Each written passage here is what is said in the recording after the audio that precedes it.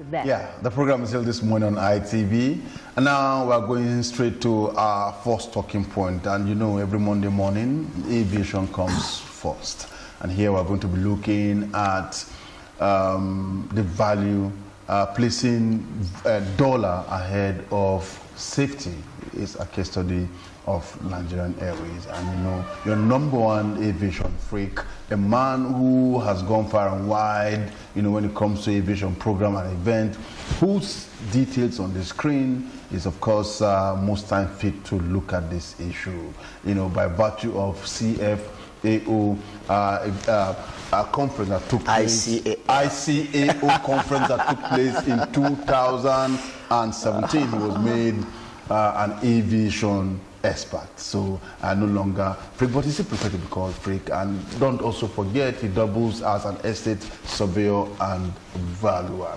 Okay, that is his profile there, and then we can come and look at, well, something that happened to him before the Christmas. He lost the younger sister, and that's why he wasn't here last Monday. And quickly, let's take a look at, you know, the sister who died in a London hospital but has been flown to Nigeria. Mr. Golden Ike, I honestly register my condolences. Thank you. Thank you very much. Yeah, thank you. That's my younger sister, comes 2 places after me, and she was a deputy director at the Accountant General Office here in Abuja, and of course married to architect Ifeanyi Odedo, the president of the Full Gospel Businessman Fellowship and owner of Sharon Ultimate Hotel in Area 3. So she took ill, and after a short while here in Abuja, the husband decided to fly her to London for better attention. But God knows best, she couldn't make it.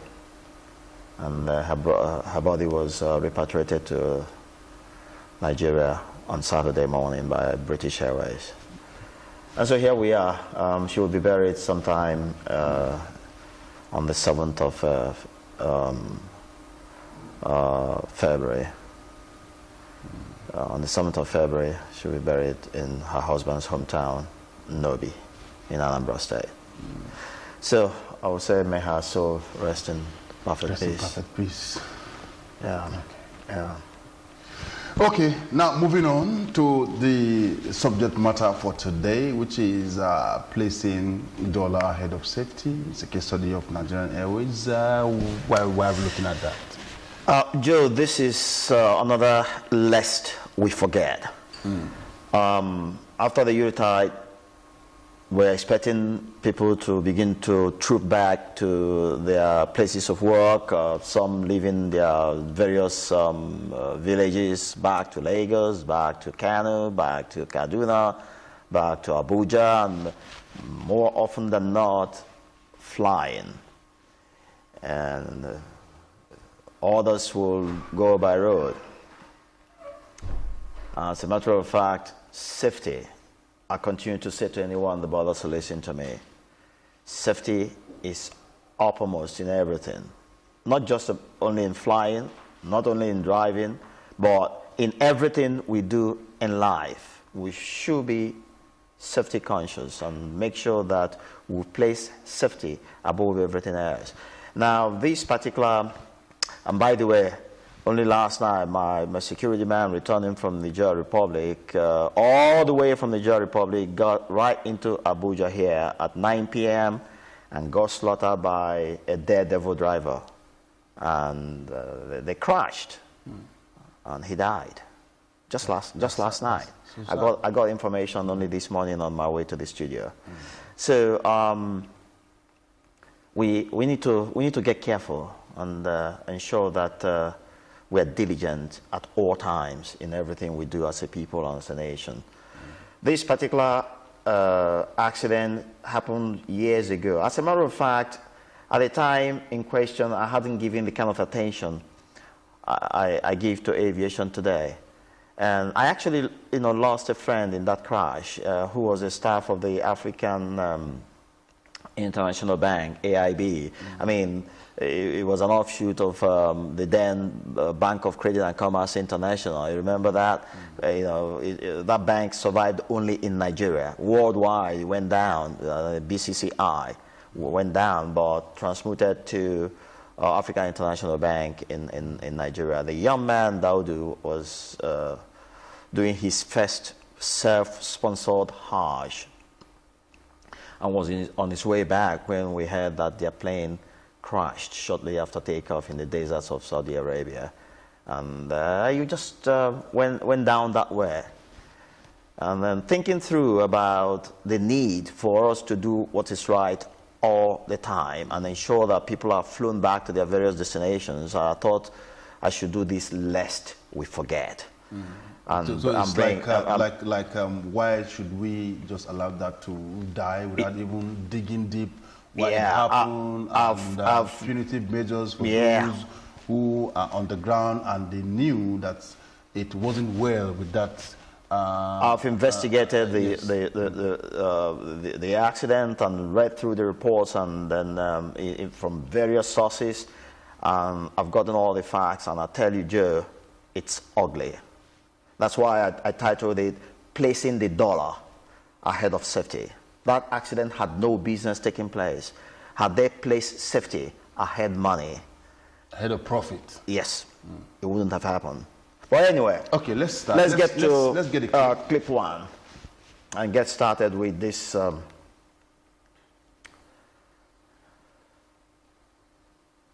we there? Okay. July 11th, 1991, a horrible air tragedy took place on the desert of Jeddah, Saudi Arabia. Nigeria Airways flight 2120 from Jeddah, Saudi Arabia to Sokoto, Nigeria, caught fire shortly after takeoff from King Abdulaziz International Airport, killing all 247 passengers and 14 crew members, making a total fatality of 261 souls. A whole lot of people would not know that this happened to Nigeria Airways at the time with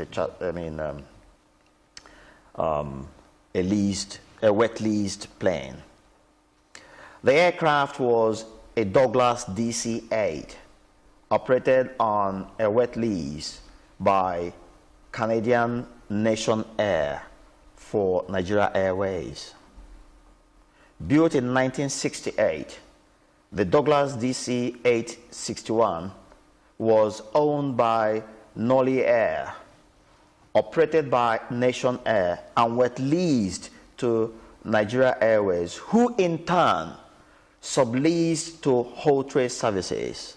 I knew this company.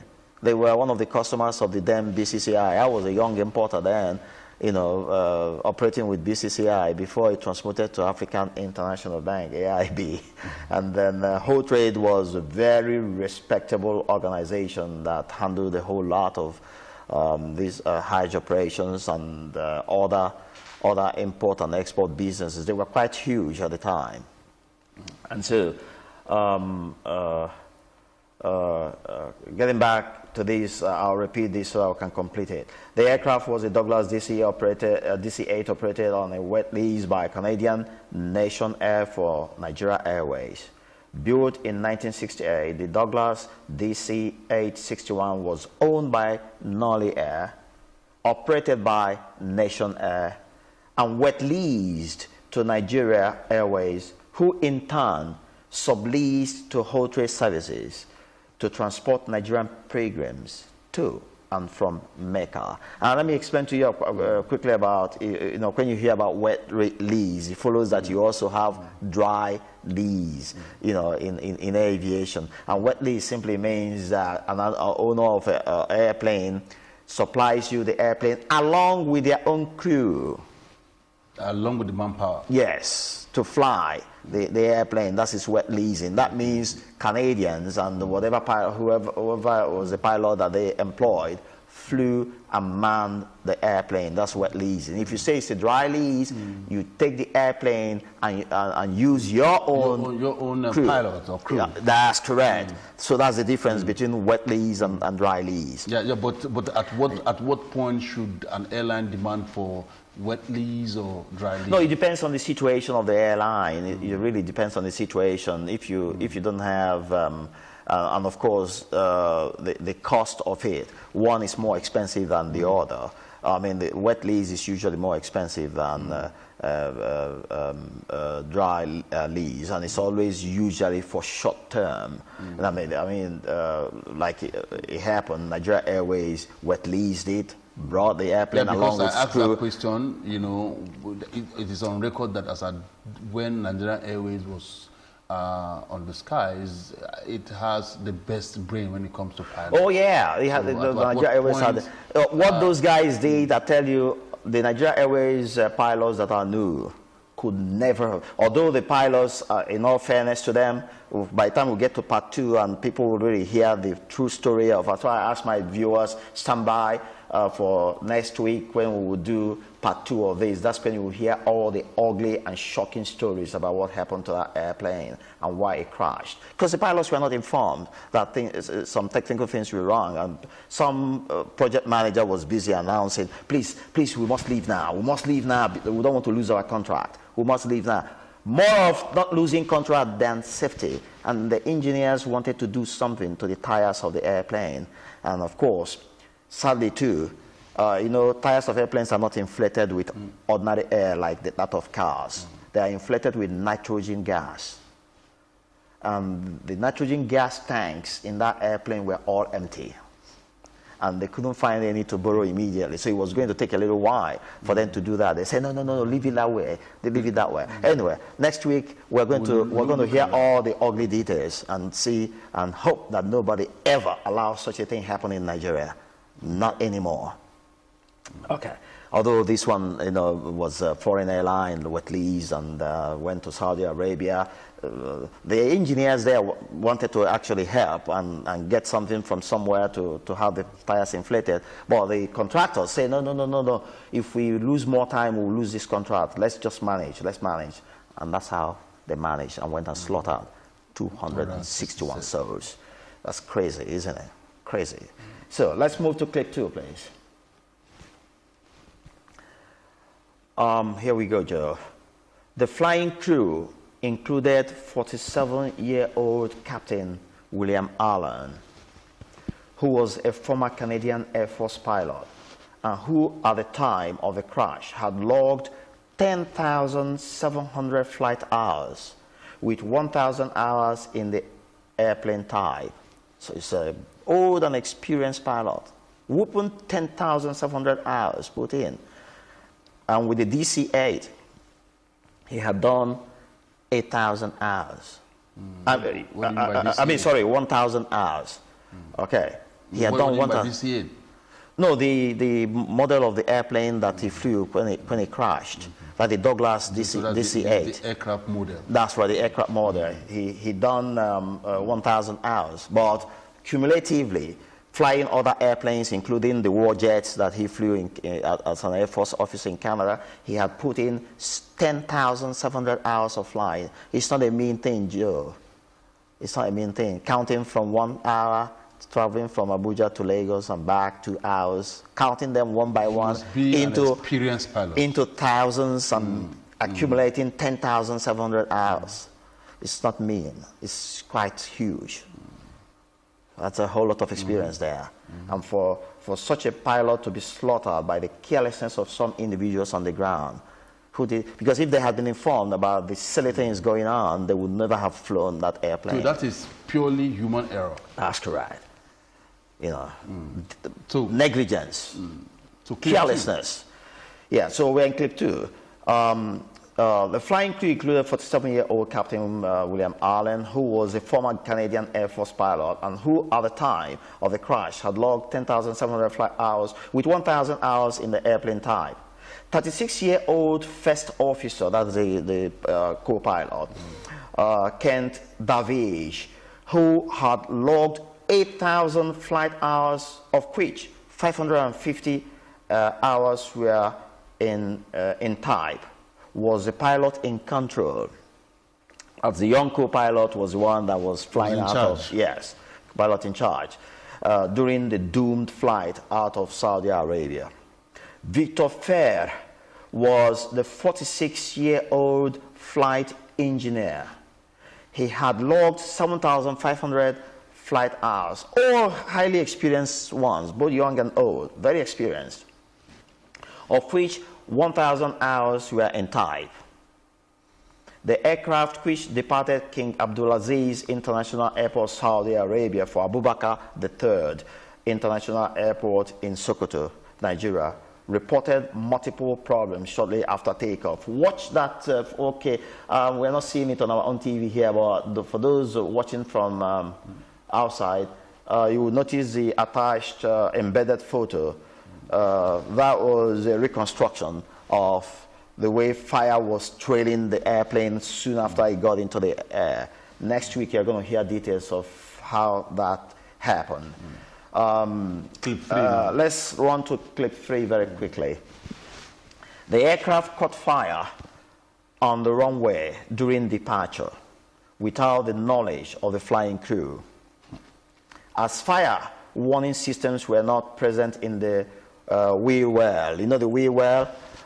Where those the undercarriage is stuck in when you get into the air. That's known as the wheel well. Okay, so as fire warning systems were not present in the wheel well of the aircraft, the pilots were not aware fire was raging in there until it was too late to contain.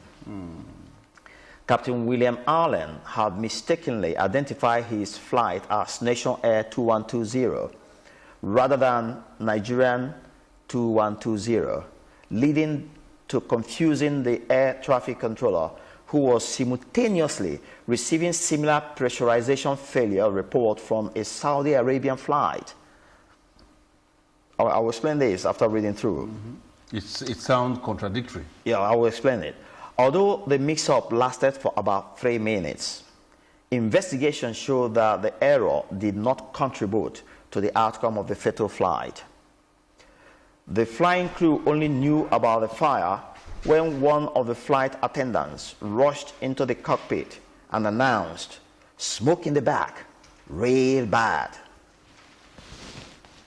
Shortly after, First Officer Davish reported loss of ailerons and other pressurization issues, leading to the captain, William Allen, taking over control.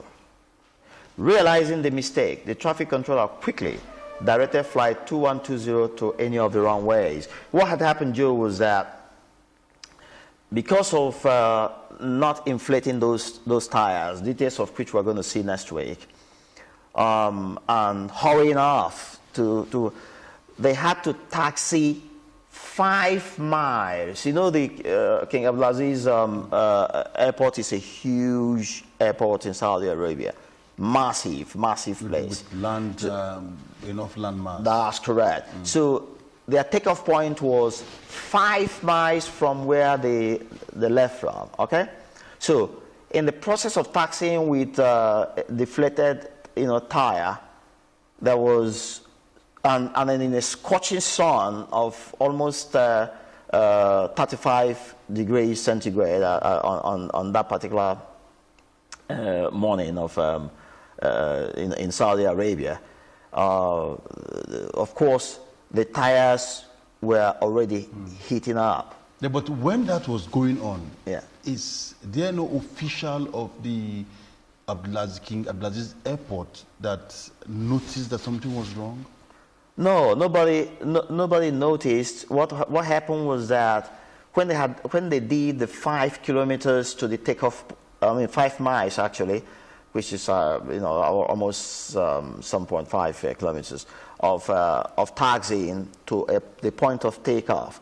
Now, during the takeoff run, they had a pop sound, pop, before their V1, if they had been mindful, actually, if the pilots, when they had that sound, had been mindful, they probably would have aborted the takeoff. Mm-hmm. But by aviation rule, actually, burst tire does not necessarily require that you abort your takeoff.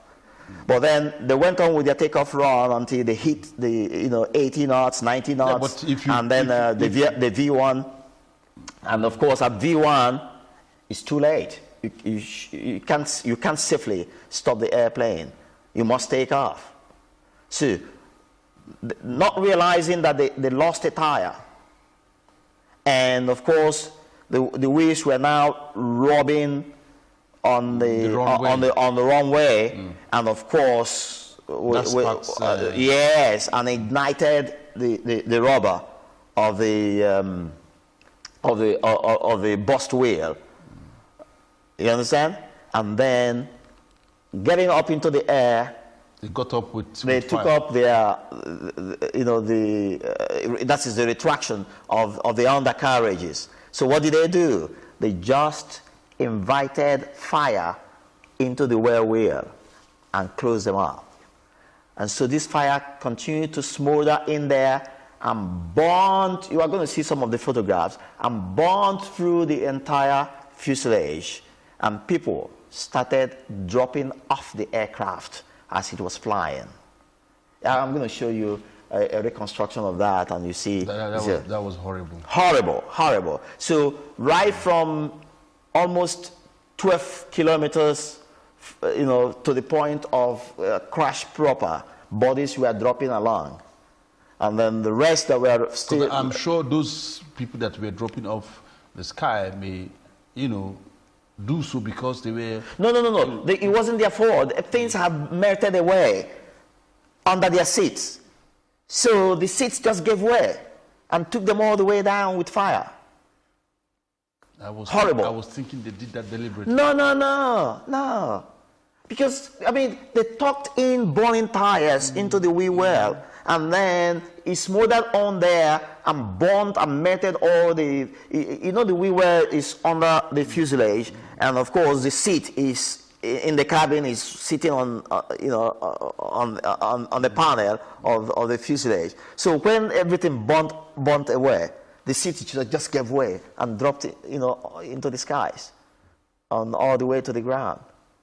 And then, of course, without a parachute, no chance of survival for such jump. So let's do clip 4 quickly. Yeah, but I was also wondering, with the way the aircraft is built, is there no system that will alert the pilot that something is wrong? The DC-8, remember, was built in 1968.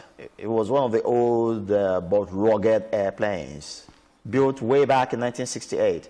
As at that time, there was no sensor and fire monitoring equipment installed in the. No, these days, all those areas are censored, and of course, those kind of things are not likely to happen again without the pilots knowing. But when we see all the details and all the chimes and the multiple signals and alarms that they were receiving in the cockpit, which was as a result of fire burning through cables and disrupting circuits. Yeah, sorry, so, let me hold you there. We'll take a quick break. When we come back, Aviation continues.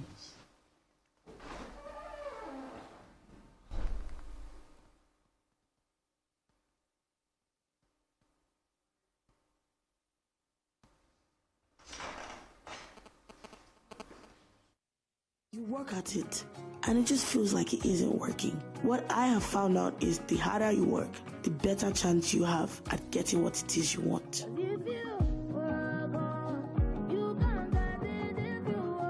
I remember longing for the days I could afford my essentials. I wanted luxury, but my essentials were priority.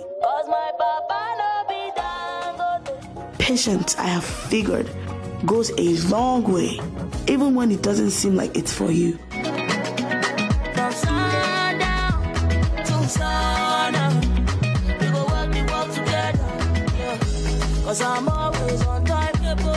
But as they say, good things come to those who wait. Right now, there's nothing that can stop me from being the best. I have worked hard. I have waited. I have my essentials. The world is mine.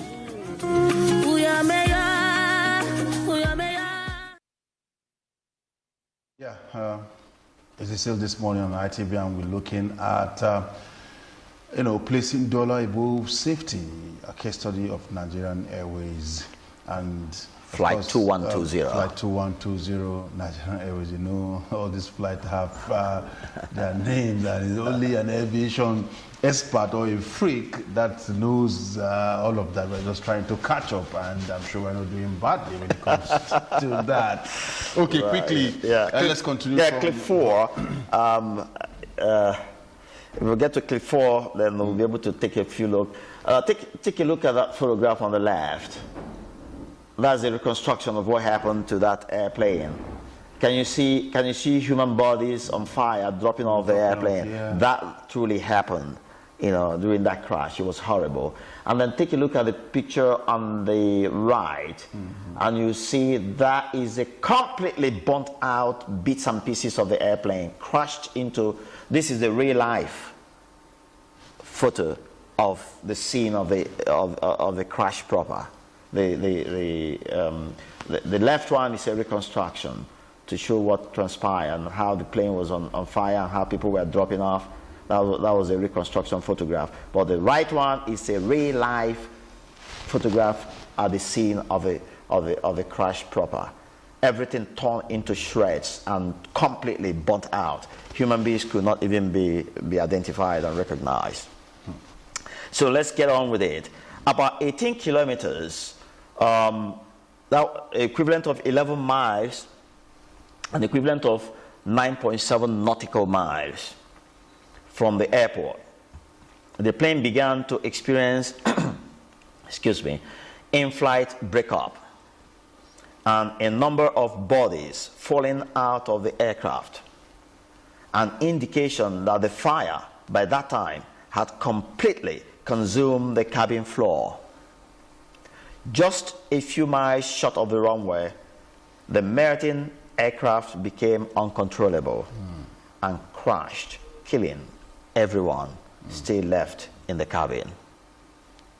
So let's begin to run through the photographs. Can you see that? Yeah. That is the real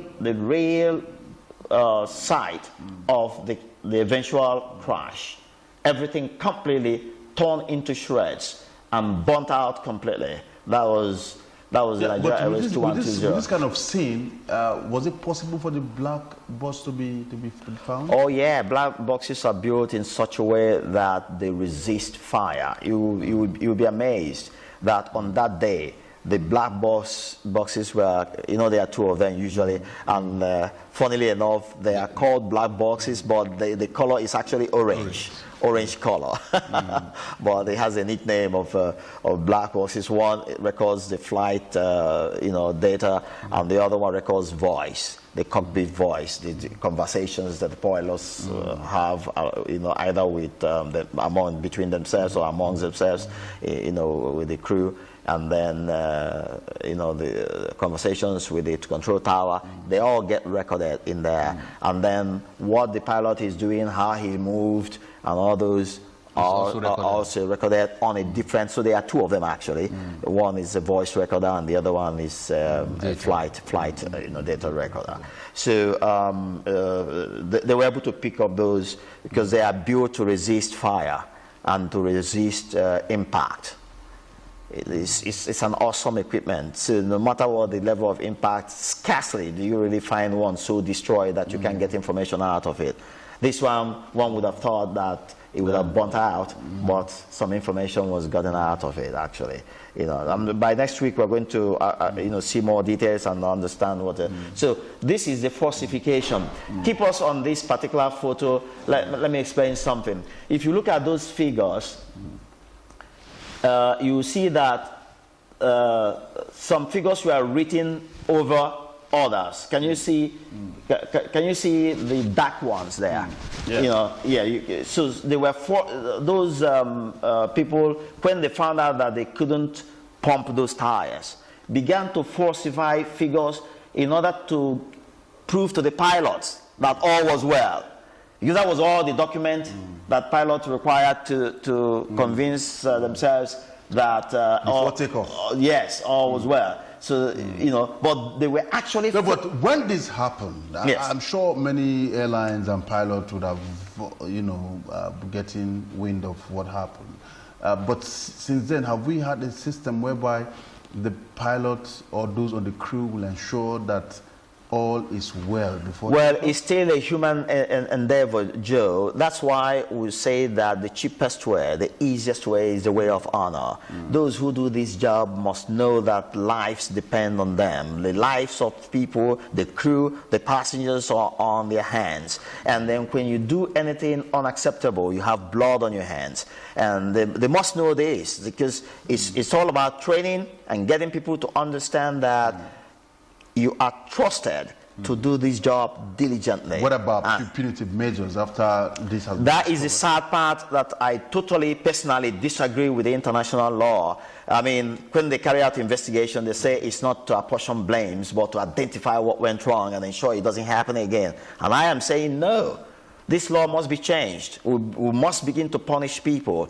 If people commit genocide in a special way, they should pay with their lives. That's my opinion. You see, the human nature is that if you don't punish for people doing wrong, the likelihood is that they're going to do them again and again and again. But if you show that that nonsense cannot be accepted and will not be tolerated, and that somebody will be held accountable and somebody will be punished, the likelihood is that those that are saddled with the responsibility will have a sense of responsibility and ensure that they themselves don't get into trouble when something goes wrong. And so, at the moment, the essence of investigation is not to apportion blames, but to find out what happened. What happened. And then, okay. So we will just that is a map. That is a map that I mean, it was a westbound flight from Saudi Arabia all the way to Sokoto. Was a western thing, and then of course.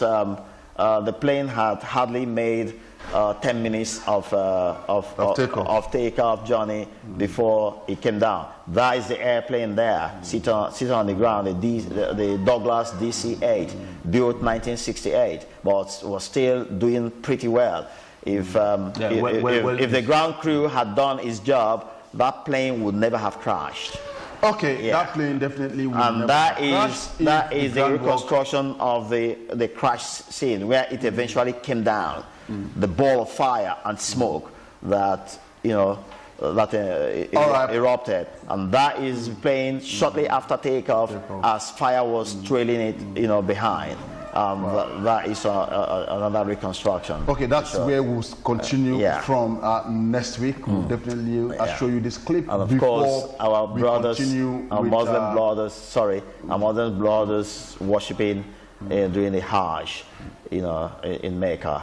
That I thought I should bring out this photo. We must learn to respect each other and respect our faith. And so I admire and respect them for what they do. At least once in a lifetime. Yes. Okay, that's the much we have on the segment today. Just ensure you keep a date with us. Next week, Monday, part 2 will be coming your way, and I'm sure it will be more revealing. I must thank the aviation experts, like it or not, is an expert. Thank you for of course, this piece of information. Joe, let me use this opportunity to tell you today that to be on the very safe side, I like us to, because I have researched so much and published so much that you can call me an aviation researcher and publisher. Wow. Aviation. I've got and publisher. Yeah. I've got over 150 videos on YouTube, and each of them is a book. Each of them is a book. Okay, that new feather is what of course is the most recent now aviation researcher and publisher. Okay, on that note, we end this segment, and when we come back, it shall be time to look at what happened in Pape on Saturday?